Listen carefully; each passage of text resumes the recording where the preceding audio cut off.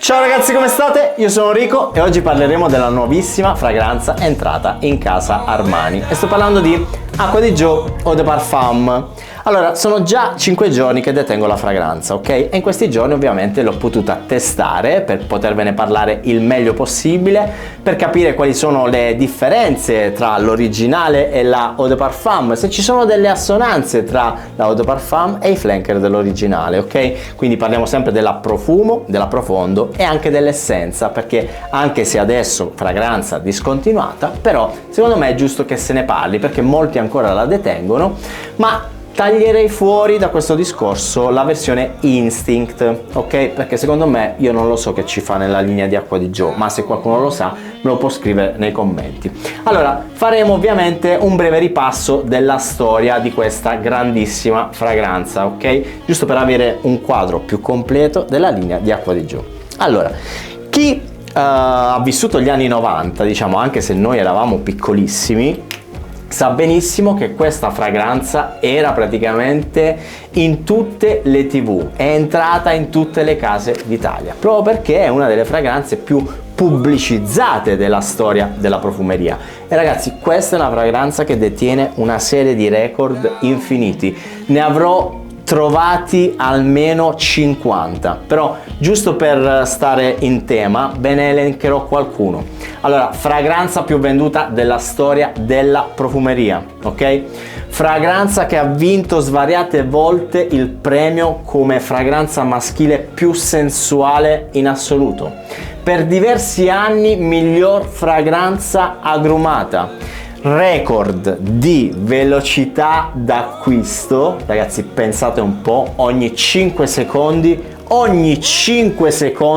fino al 2019 si vendeva una bottiglia di Acqua di Gio nel mondo.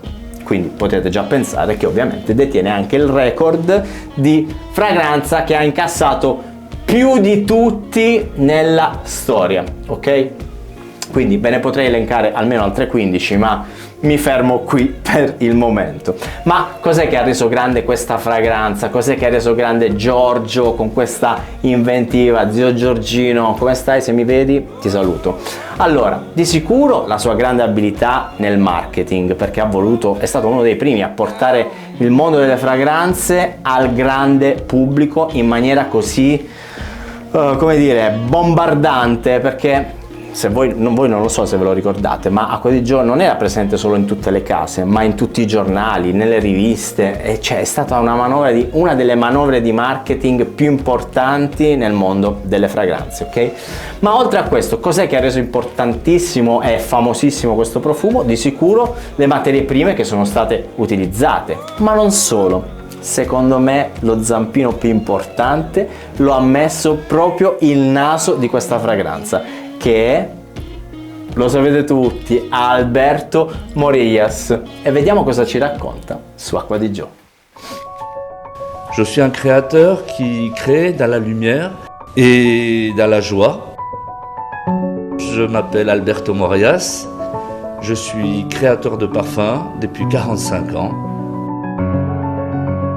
J'ai très bien connu Monsieur Armani. Monsieur Armani est très impressionnant. C'est quelqu'un de beau, avant tout, de très beaux yeux, athlétique. Il a toujours eu cette passion du parfum. Il parle du parfum à sa manière et avec ses mots. Il répète toujours, il veut cette simplicité, mais avec une âme, avec une force. C'est toujours une aventure de commencer un projet avec lui. L'Acqua di Gio, ça a été une aventure extraordinaire. Pour moi, ce parfum est vraiment intemporel parce que quand vous le sentez, il y a immédiatement une émotion. C'est comme un élixir, une impulsion. Moi-même, je suis envoûté par cette espèce de force qui est dans cet équilibre magique. Quand j'ouvre un flacon d'Acqua di Gio, c'est les vacances. Je ferme les yeux, c'est le bleu de Méditerranée, le bleu de la Californie, le bleu de beaucoup de sud, mais c'est toujours le bleu.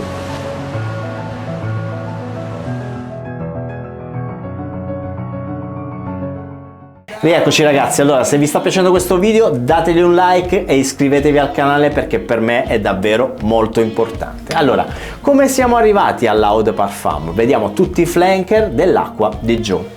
Abbiamo essenza, poi abbiamo anche la profumo, ovviamente la Instinct e la Instinct Absolute, che a mio parere non c'entrano nulla.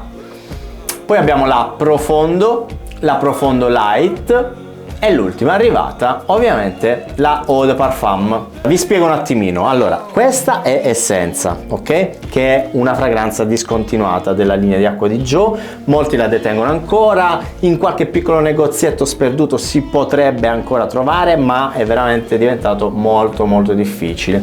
Allora, con l'entrata in vigore di alcune leggi nel mondo della profumeria che hanno stravolto il mondo della profumeria, molte materie prime non si possono più estrarre in natura. Ok? Quindi questo cosa comporta? Comporta che purtroppo molte fragranze vengono riformulate. Quindi se sentiamo parlare spesso e volentieri di riformulazione è proprio questa la motivazione, ok?